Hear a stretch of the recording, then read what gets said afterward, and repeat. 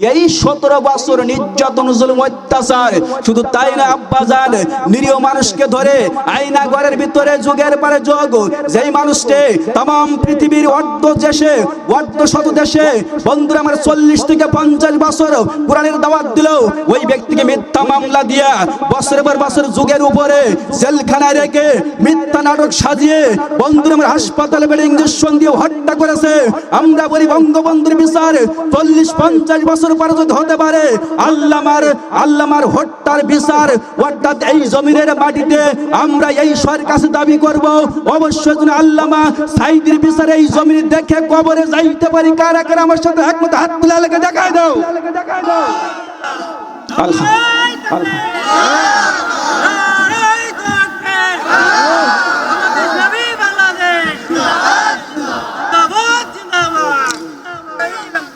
আলহামদুলিল্লাহ। তুমি কেমন মুসলমান, তুমি কেমন মুসলমান, প্রশ্ন করে দেখ নিজেকে কোথায় তোর ঈমান, তুমি কেমন মুসলমান। কথা বলেন, কুরআন হাদিস নিয়ে যারা করছে নিটুর খেলা, কুরআন হাদিস নিয়ে খেলা করতেছে, দেখবেন ভারতে বেশ কিছু কিছু মানুষ আছে কুরআন ফেলে দিয়ে পাওয়ার পার পাড়া দিয়ে ভিডিও করে ছেড়ে দেয়। আবার কুরআন হাদিস নিয়ে যারা করছে নিটুর খেলা, আরে বাবরি মসজিদ ভেঙে তারা বানায় রামের মেলা, যাদের জন্য এ দুর্গতে তাদের সাথে করিস প্রীতি, সত্য কথা বলতে গেলে বলে সে তালেবান। কেমন মুসলমান, তুমি কেমন মুসলমান। কথা বলেন, বন্ধুরা আমার, শুধু তাই নয়, একটু জিনিস চিন্তা করে দেখুন, রাষ্ট্র ক্ষমতায় যারা ছিল তাদের কথা একটু বলতেছিলাম, একটু কথা খেয়াল করে শুনতে হবে। আব্বা জান আমার, আমি আপনাদের সামনে যে কথা বলতেছিলাম, বাইরে আমার, বন্ধুরা আমার, বিশ্বনবী আখিরি জামানার পয়গম্বর যেই কুরআন দিয়ে রাষ্ট্র চালাইছে, আবু বকর 2 বছর কয়েক মাস ক্ষমতায় ছিল, চালাইছিল কুরআন দিয়ে পরিচালনা করেছিল রাষ্ট্র। এই জন্য অন্তরে ছিল আল্লাহর ভয়। জোরে কোন মারহাবা। কিসের ভয়? জোরে কোন। বাইরে আমার দিকে তাকান, কথা খেয়াল করে শুনুন। আমি আপনাদের সামনে যে কথা বলতেছিলাম, এই পৃথিবীর জমিনে যুগের পরে যুগ যারা ক্ষমতা এসেছিল তাদের অবস্থা একটু কথা খেয়াল করে শুনতে হবে। আমি বানাইয়া সানাইয়া ভক্কর চক্কর দিয়ে কোনো কথা বলবো না। আল্লাহ রাব্বুল আলামিন বলেন, ইন্না আনজালনা ইলাইকাল কিতাব কিতাবা বিল হাক্কি লিতাহকুম বাইনান নাস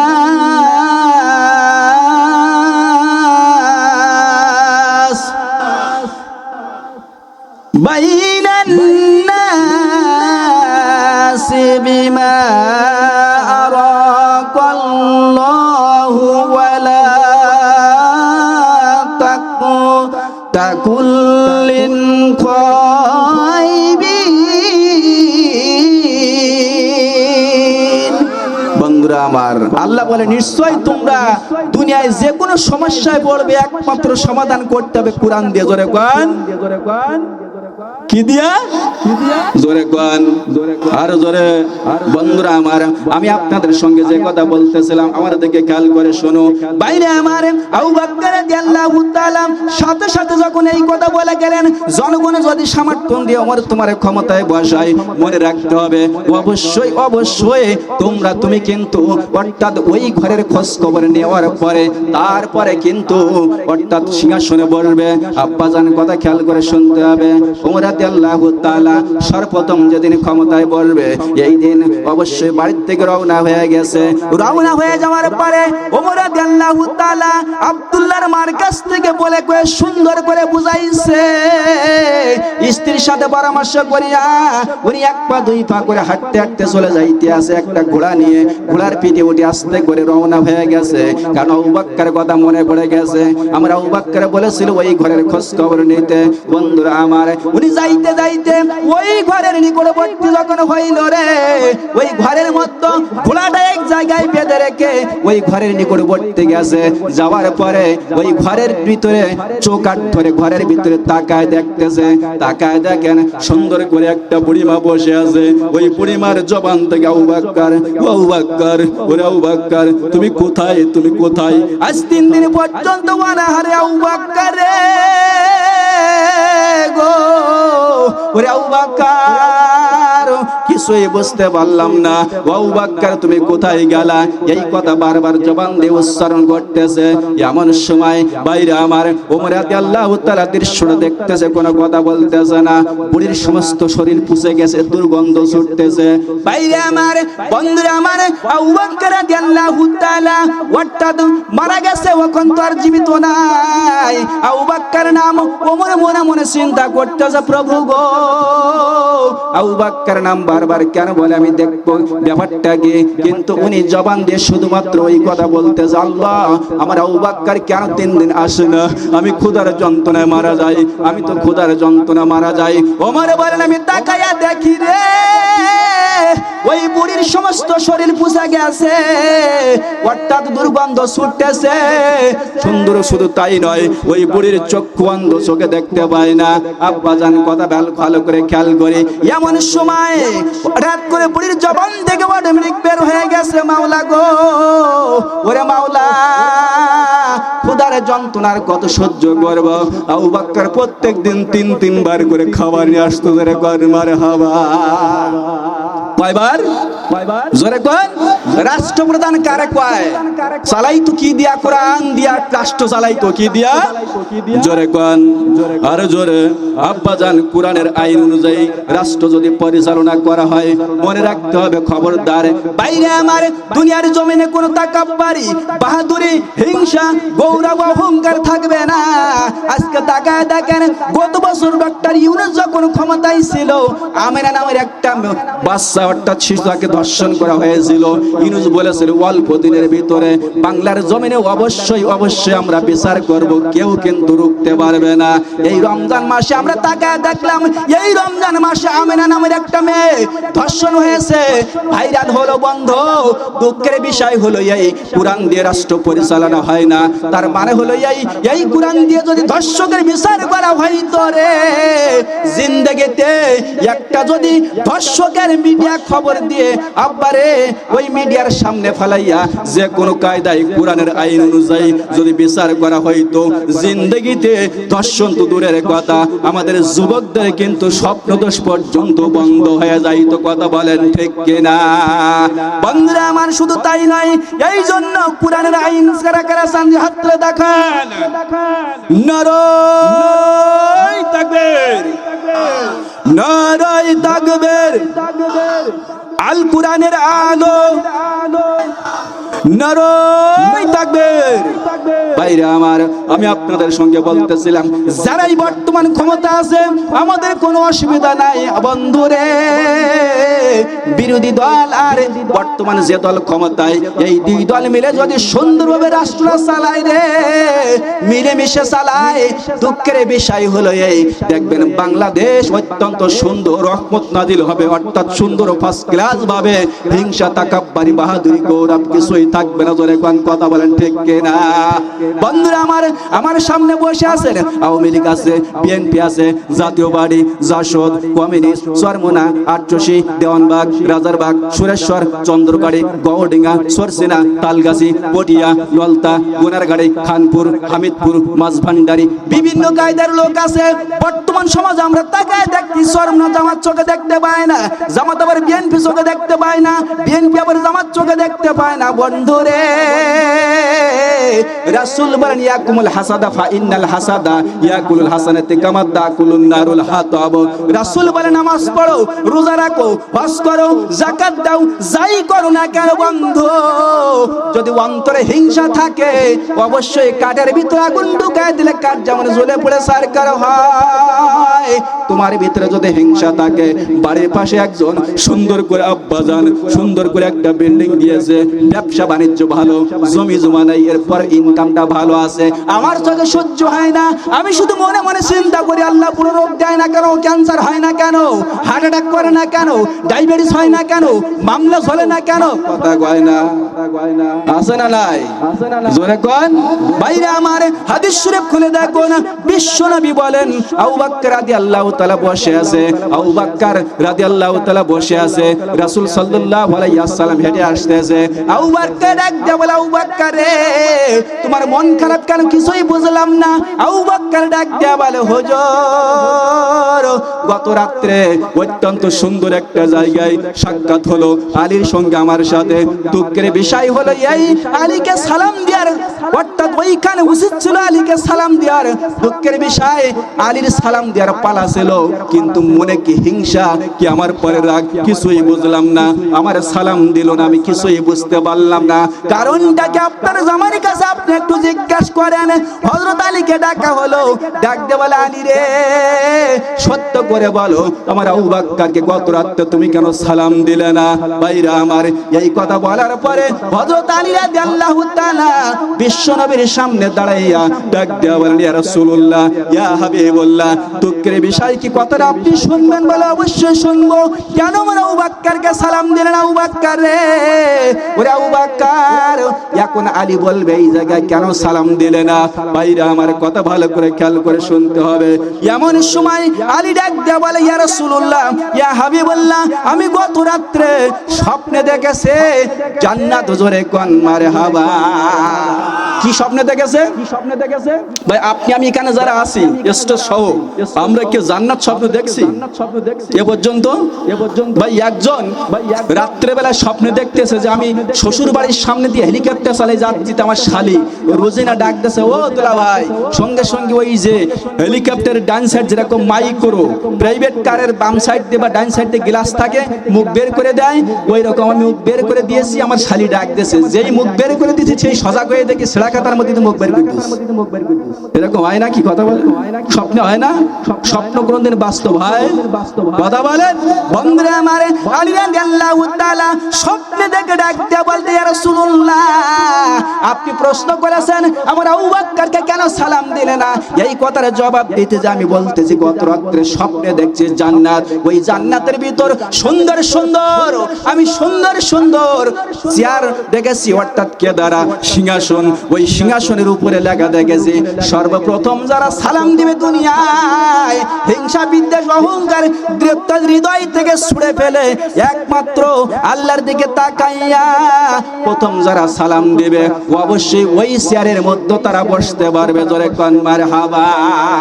বন্ধুরা আমার, আমি মনে মনে চিন্তা করলাম, আমি আলী এই চেয়ারের মধ্যে আমার মানায় না, ইয়া রাসূলুল্লাহ, অর্থাৎ এই চেয়ারের মধ্যে আবু বকরের মতো মানুষ মানায়। এই জন্য সালামটা আমি দেরি করলাম, যাতে করে আবু বকর প্রথম সালাম দিয়া ওই চেয়ারের অধিকারী হইতে পারে। জোরে কোন মারহাবা। তাহলে তাদের মনে হিংসা ছিল। রাসূল বলেন, সাহাবী কান নুজুম, আমার এক একজন সাহাবী আকাশে নক্ষত্র মতো। জোরে কোন মারহাবা। এক চাচা বয়স 70 উপরে, 70 প্লাস, জঙ্গলে কাট কাটতে যে মাছ কোপ দেয় আর মাজা উঁচু করে বলতেছে, আল্লাহ মেয়ে 7টা। কয়টা? জোরে কোন কয়টা? 7টা। আপনারা ঘুমায় গেলেন নাকি? কয়টা? 7টা। আপনাদেরও গরম হবে, আমারও গরম হবে না। আমার শুধু গরম হবে, ভিতরেরটা ভিজে যাবে, আর আপনারা পোল্ট্রি মুরগিতে বসে থাকবেন, চলবে না। আপনাদেরও 80-80, আমারও 80-80। কথা কয় না? কথা বলে।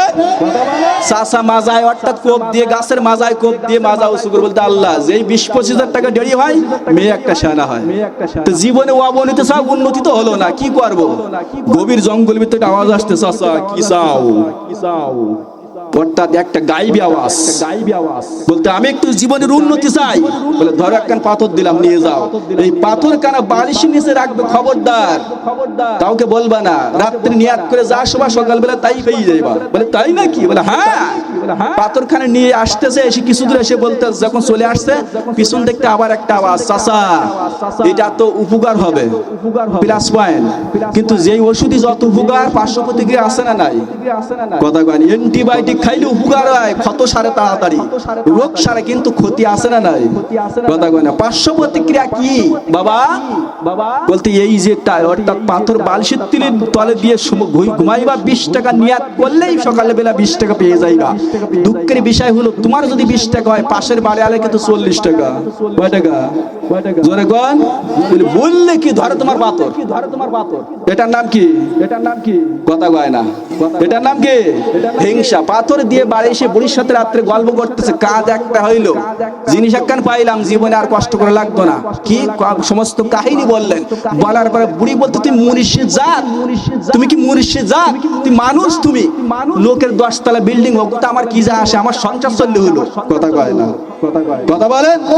তাও তো বলতেছিস কথা ঠিক, কিন্তু আমি কি ওই পাথর পাবো?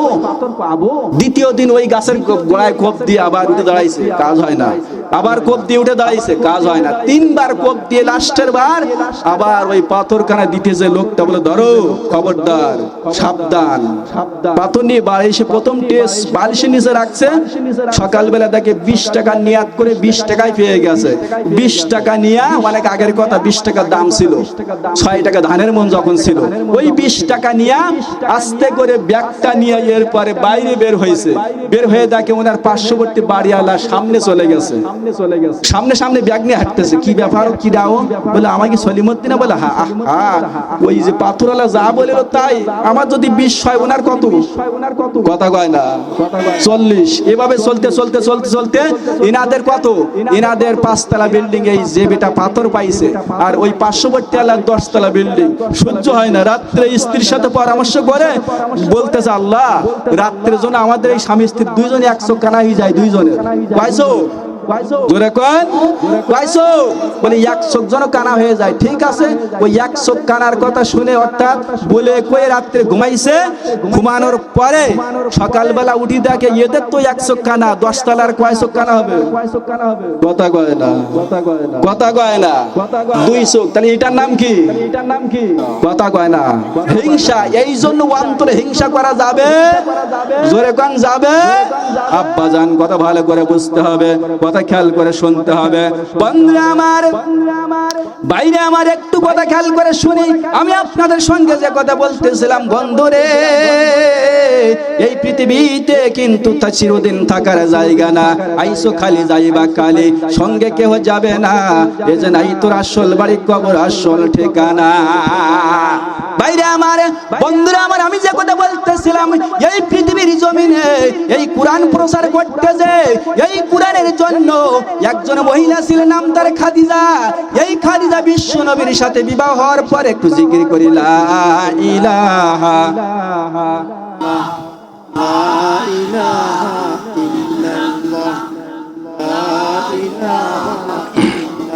ভাই ঘুম এসে গেল নাকি? শিশুকালে মরিয়া গেছে মা, আরে গর্ভে থাকতে মরিয়া গেছে পিতা, তুমি চোখে দেখলা না।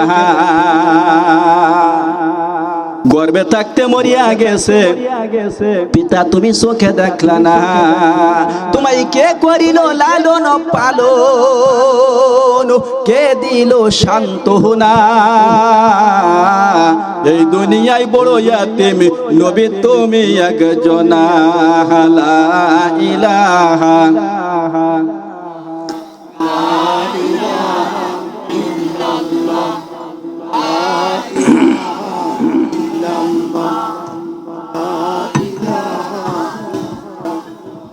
লা ইলাহা ইল্লাল্লাহু মুহাম্মাদুর রাসূলুল্লাহ। আব্বাজান, কথা ভালো করে খেয়াল করতে হবে। তাহলে বর্তমান সমাজে ধর্ষণ কম না বেশি? ধর্ষণ কম না বেশি? ও বন্ধুরা আমার, একটু কথা খেয়াল করে শুনতে হবে। আমি আপনাদের সঙ্গে যে কথা বলতেছিলাম, ওমর রাদিয়াল্লাহু তাআলা ওই বুড়িমার দৃশ্য দেখলেন। দেখার পরে উনি আস্তে করে বাড়ি চলে গেলেন। ওখানে অর্থাৎ ক্ষমতার চেয়ার আরোহণ করলেন না। উনি মনে মনে চিন্তা করলেন, আল্লাহ, ও আমার আল্লাহ, ক্ষমতায় বড় কঠিন জিনিস। অর্থাৎ কিয়ামতের ময়দানে আমাকে আসামির কাঠ করে না দাঁড়াতে হয় ক্ষমতা চালাইতে যাইয়া।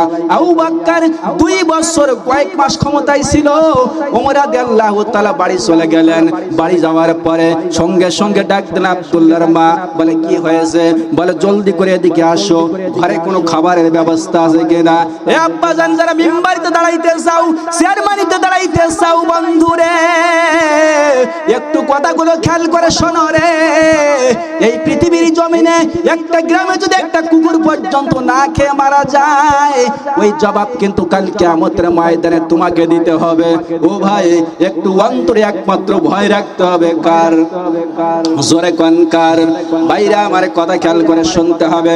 আব্দুল্লাহর মা ডাক দিয়া বলে, কি হয়েছে খলিফাতুল মুসলিমিন ওমর? সামান্য একটু হালুয়া রুটি আছে, ওই হালুয়া রুটি ওমর নিলেন, সঙ্গে সঙ্গে ডাক দিয়া বলে, আব্দুল্লাহর মা, জান্নাত যদি কামাই করতে চাও জলদি করে প্যাকেট করে আমার হাতে ধরাইয়া দাও। সঙ্গে সঙ্গে দেয়া হলো। বন্ধুরা আমার, দেওয়ার পরে আস্তে করে যখন ওখান থেকে রওনা হয়ে গেছে, যে দেখে ওই ঘরের মধ্যে বুড়িমার সামনে বসে গেছে ছোট্ট একটা টুকরা নিয়া, আস্তে করে যেই অর্থাৎ ওমরের গালের মধ্যে ঢোকাইয়া দিয়া ওমর রাদিয়াল্লাহু তাআলা বুড়িমার গালের মধ্যে ঢোকাইছে।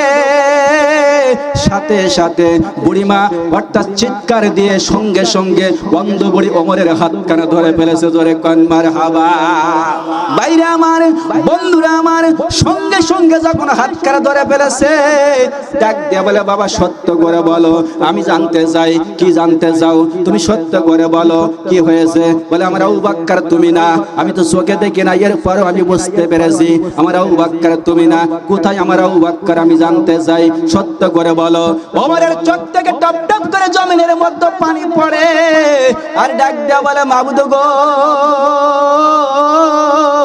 ও মাবুদ, কি দৃশ্য আমার চোখের সামনে। আল্লাহ, ক্ষমতায় আমি বসতে চাইছিলাম না, জনগণ আমার সমর্থন দিয়ে ক্ষমতায় বসাইছে, এখনো পর্যন্ত আমি একদিন অফিস করতে পারি নাই। দৃশ্যটা কি ব্যাপার?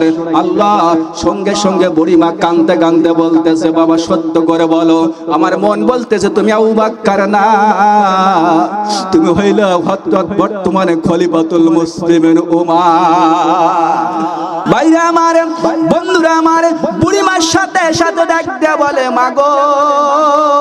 বুড়িমা বলতেছে, কি হয়েছে? ওমর বলতে, মা কি হয়েছে? বলে, বাবা তুমি সত্য করে বলো, তুমি কে? নিশ্চয় ওমর। বলে, হ্যাঁ। বলে, শোনো ওমর, ও খলিফাতুল মুসলিমিন ওমর, আমি জানি আবু বকর পরে তোমার কথা বেশি বেশি ওমরের কথা বলতো, আমার সামনে বলতো, আমার মৃত্যুর পরে আবু বকর বলতো, আমার মৃত্যুর পরে একমাত্র আপনার পাশে মাগো আসতে পারে ওমর, সেই ওমর।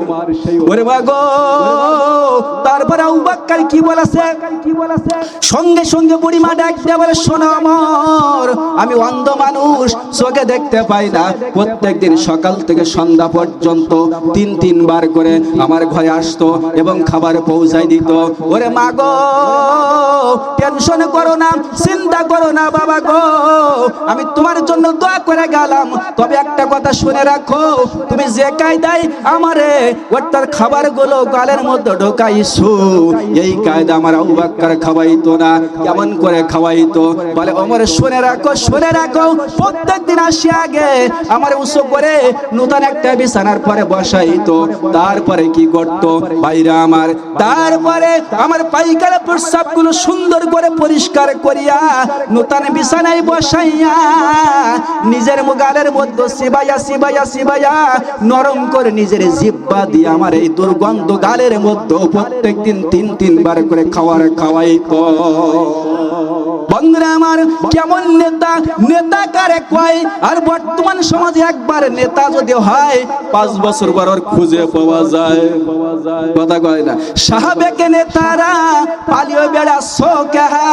শুনেছি দুদকের খাতায় তোমাদের নাকি নাম, হায়রে শুনেছি দুদকের খাতায় তোমাদের নাকি নাম। আগে কি সুন্দর মাল কামাইতাম, হায়রে আগে কি সুন্দর মাল কামাইতাম, কোটি টাকা বাজারে হইতো, কি যে ভালো লাগতো, সরকারি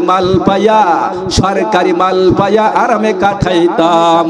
কিছু কাজ করিয়া ভিডিও করিয়া ফেসবুকে ছাড়িয়া মানুষকে দেখাইয়া বাকি টাকা দিয়ে বেগম পাড়ায় বাড়ি বানাইতাম, হায়রে বাকি টাকা দিয়ে আমি পেটটা ভরিতাম। কামাইতাম, আগে কি সুন্দর, আগে কি সুন্দর মাল কামাইতাম, হায়রে আগে কি সুন্দর মাল কামাইতাম। কথা বলেন ঠিক কিনা?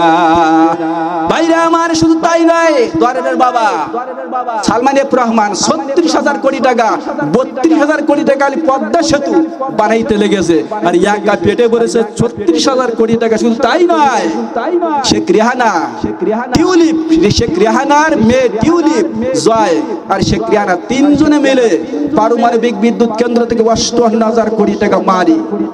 চিন্তা করে দেখেন, খালি কোটি কোটি টাকা তছনছ করে ফেলেছে। কিন্তু আব্বা গো, তুমি আজকে এই ক্ষমতায় যাওয়ার পরে আর মনে থাকে না পিছনের কথা, কারণ এই 17 বছর মানুষের পর নির্যাতন, জুলুম, অত্যাচার চালাইছো। শুধু তাই নয়, একটু চিন্তা করে দেখেন যে ভারতের প্রেসক্রিপশনে বাংলাদেশ চালিয়েছে গত 17 বছর। এই নরেন্দ্র মোদী 2001 সালে, এটা আমার বানার কথা নাই, ইউটিউবে সার্চ করে দেখুন, এই নরেন্দ্র মোদী 2001 সালে গুজরাটের মুখ্যমন্ত্রী ছিলেন। গুজরাটের মুখ্যমন্ত্রী থাকাকালে মুসলমানদের পরে 3 দিন 72 ঘন্টা পর্যন্ত মুসলমানের উপর নির্যাতন চালিয়েছিল। ঘর থেকে মা বোনদেরকে বাহির করে বুকের উপরে ড্যাস করেছিল, দাড়ি টুপি ছিঁড়েছিল, তাদের বাড়ি ঘরে আগুন জ্বালিয়েছিল। তিনি ঘোষণা করেছিলেন তার নেতা কর্মীদের পরে কোন মুসলমান আমি সঙ্গে দেখতে চাই না। এই গুজরাটের ভিতরে মুসলমানদের পর নির্যাতন চালিয়ে 2000-এর মতো মুসলমানদেরকে হত্যা করেছিল। শুধু তাই নয়, আমরা তাকায় দেখলাম বাইরে আমার মুসলমানদের শত শত বছরের ঐতিহ্য বাবরি মসজিদ ভেঙে সেখানে রামের মন্দির বানাইছে। কথা বলে এই দেশের মধ্যে চুরি থাকবে না, ডাকাতি থাকবে না, সেন্দাই থাকবে না। আজকে ধর্ষক ধরা পড়ু, এর মিডিয়ার সামনে যদি কোনো কায়দায় 10টা মিডিয়া খবর দিয়ে মাথা সমান পুঁতে পাথর মেরে হত্যা করা হয়, আব্বা গো, জিন্দগিতে বন্ধুরা আমার এলাকার যুবকদের স্বপ্ন দোষ পর্যন্ত বন্ধ হবে। কথা বলেন ঠিক কিনা? কিন্তু আজকে ধরা পড়ে ধর্ষক 2 লাখ 5 লাখ টাকা হলে কাল দিন পার বেরিয়ে যায়, 2 মাস 3 মাস পর। কথা বলেন, কিয়ামত পর্যন্ত যদি আইন আর পুলিশের র্যাব বাড়ান, কোন কায়দায় বন্ধ হবে? হবে? জোরে কোন হবে? হবে না।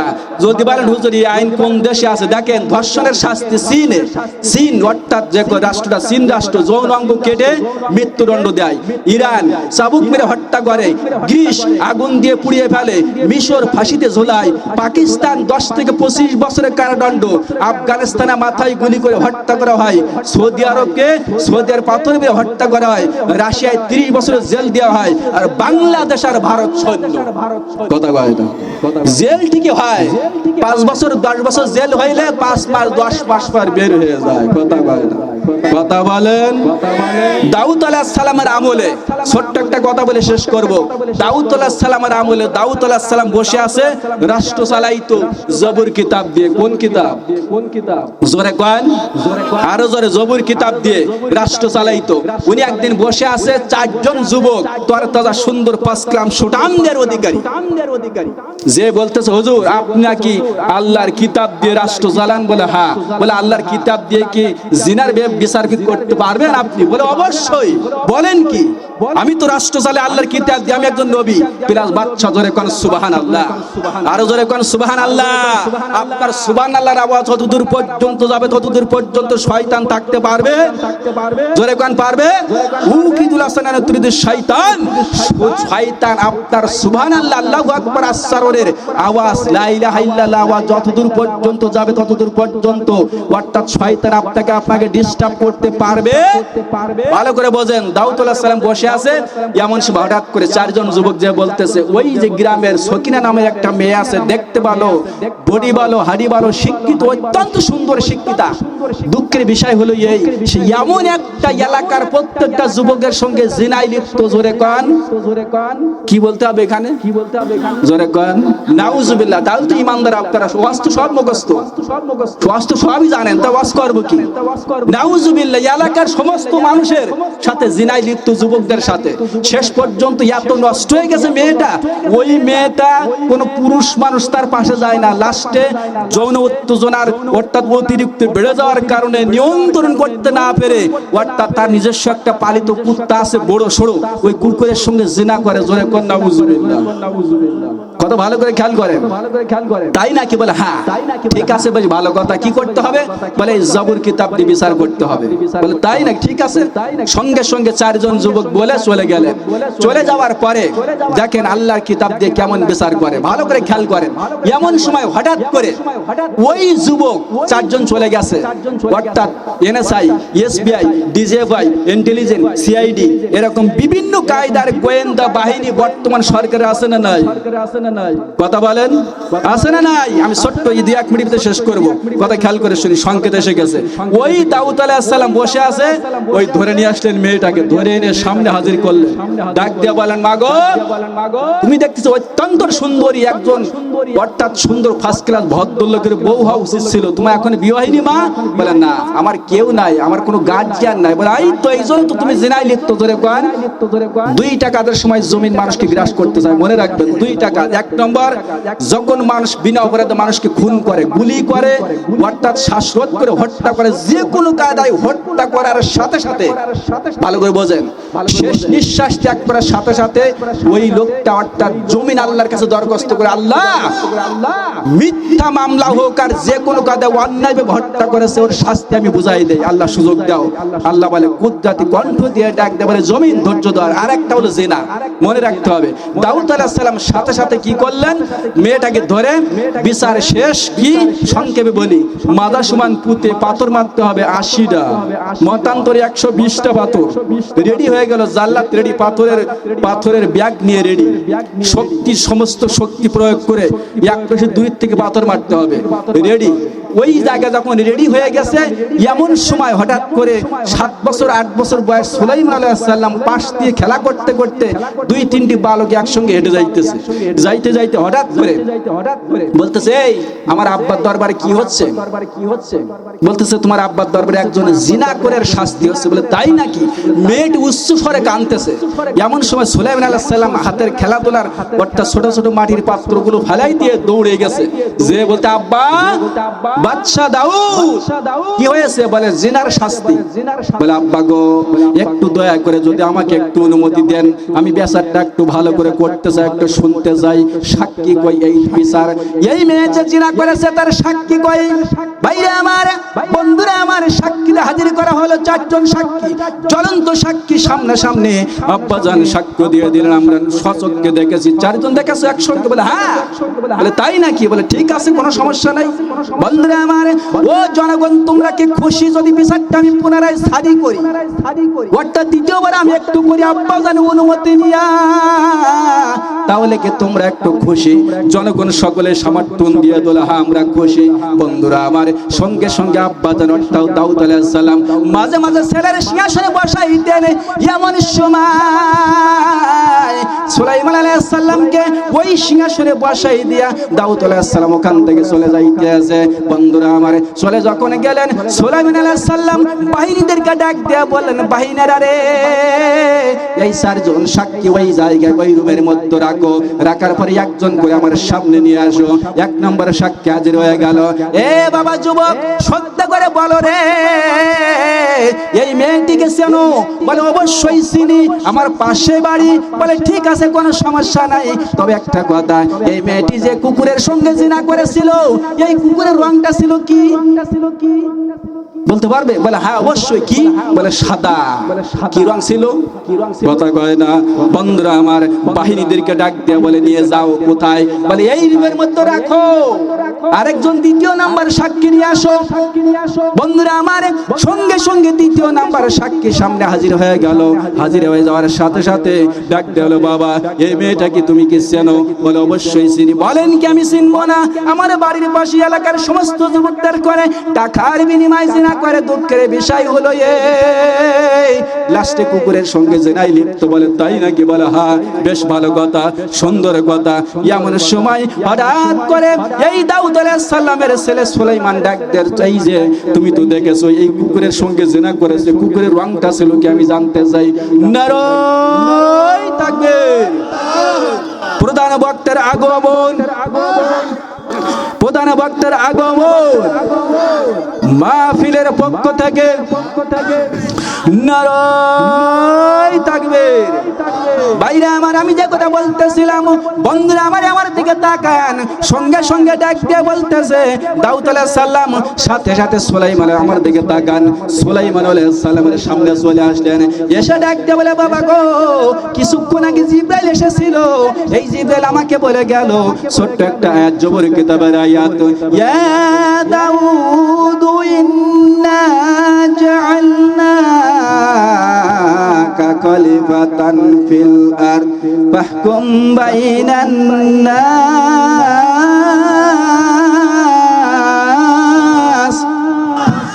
বন্ধুরা আমার, দাউদ আলাইহিস সালাম সাথে সাথে সুলাইমান আলাইহিস সালামের এই বাণীটা শুনে দিলেন। এ দাউদ, ও সুলাইমান, কিছুক্ষণ আগে জিবরাইল আমাকে বলে গেল, দাউদ রে, আল্লাহর কিতাব দিয়ে কিন্তু বিচার করতে হবে, দুনিয়ার কোনো প্রবৃত্তির অনুসরণ করা যাবে না। বন্ধুরা আমার, দ্বিতীয় সাক্ষী বললেন, এই পুকুরের রংটা ছিল কালো। কি ছিল? জোরে কোন ভাইরা, আবার মায়ের জাত, মেয়েটি চোখের পানি ফেলাইয়া কান্দে। এখানে অনেক মানুষের আম্মা জান কবরে, রমজান মাস গেছে কিন্তু মায়ের কথা আমি মনে করি নাই। মা অনেক সময় বোনের বাড়ি থাকে, রাস্তার অর্থাৎ বারান্দার এক কোণে ছোট্ট একটা খাটে ঘুমাই। 1,500 টাকা দামের খাট, আর আমি বন্ধুরা আমার 30,000 টাকার অর্থাৎ সুন্দর করে ওই নামি দামি পালঙ্গর পরে ঘুমাই। বিদেশি কম্বল তলে একটা আছে, উপরে একটা গায়ে দেয়। বন্ধুরা আমার, এই জন্য মায়ের কথা কি বলবো, সময় নাই আব্বা গো। এই জন্য যারা আছে দুনিয়ার জমিনে 3টা কথা মুখস্থ রাখতে হবে।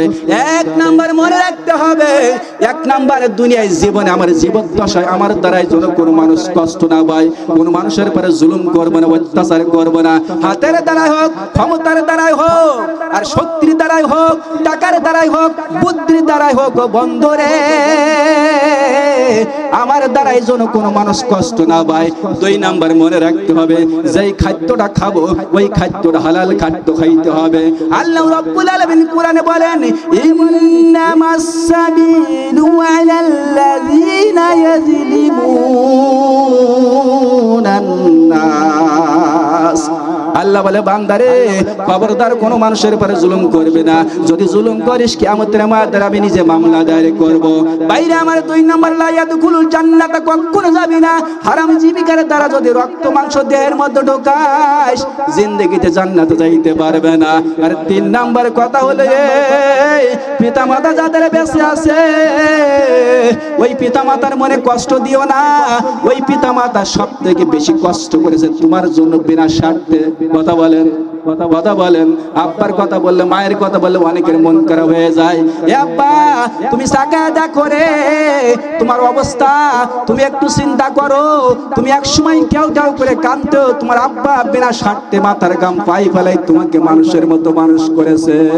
তুমি জিন্দা থাকতে এক মুঠো ভাত আর দাও নাই মা বাবার মুখে, মরলে খাওয়াও পাড়ার লোকে ডেকে, মোহন আমার মরলে খাওয়াও পাড়ার লোকে ডেকে।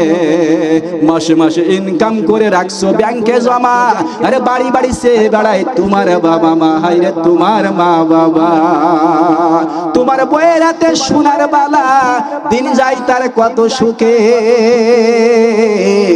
মরলে খাওয়াও পাড়ার লোকে ডেকে, বোন আমার মরলে খাওয়াও পাড়ার লোকে ডেকে।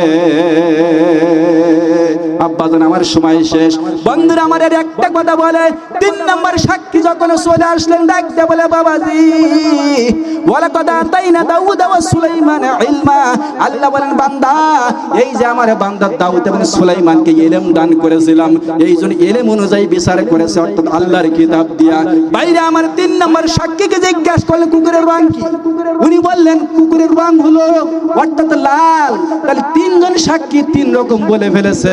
এখন সাধারণ জনগণ আর বলে 4 নম্বর সাক্ষীর দরকার নাই, এরা ভণ্ড, এদেরকে ধরো।